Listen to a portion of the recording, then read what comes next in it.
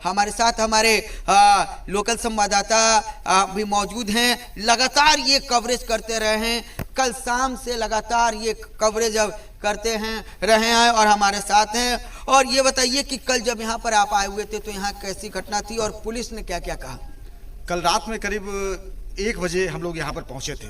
Forensic team और बाढ़ के कई अनुमंडल के कई थानों की पुलिस वहाँ पर मौजूद थी और सभी लोग यहाँ पर फिर कितनी राउंड गोलियां चली हैं तो और कितना खोखा यहाँ पे गिरा हुआ है तो वो देखने के लिए आए।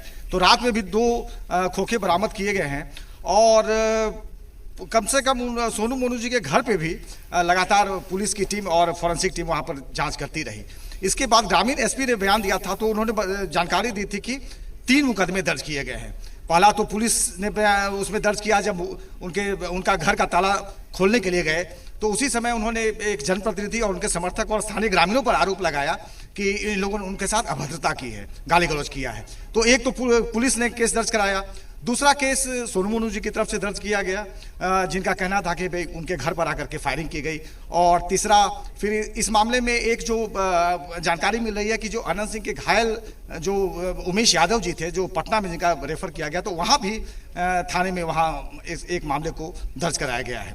और एक जो पीड़ित पक्ष है जिनका कि घर पे ताला लगाया गया था और जिनसे रंगदारी की मांग की जा रही थी जैसा कहा जा रहा है तो उनकी तरफ से भी एक केस दर्ज कराया गया है। रंगदारी कौन मांग रहा था, क्या मामला? अब वो उनका आरोप सोनू मोनू की तरफ ही है कि उन लोगों ने जबरन 60 लाख रुपए की मांग कर रहे थे, लेकिन उसमें इनका पक्ष ये है कि उनका कहना है कि हमारे यहाँ। तो देखिए लोग कुछ बोलना नहीं चाह रहे थे, हम फिर से हमारे जो स्थानीय संवाददाता हैं उनसे बात करते हैं। हाँ, तो फिर ग्रामीण एसपी ने क्या कहा?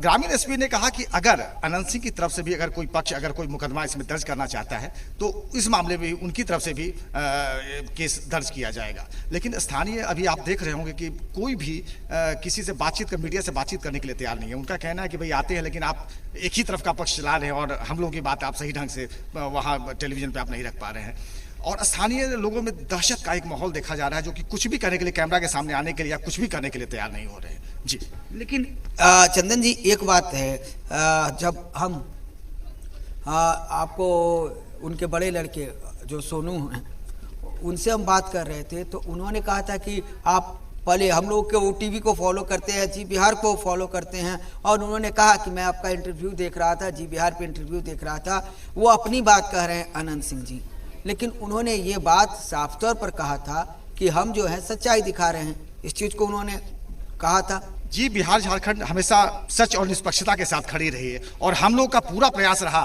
कि जो सच है इस मामले में कि कौन रंगदारी की मांग कर रहा था या किसके गरीब के घर पे ताला लगा दिया गया जबरन।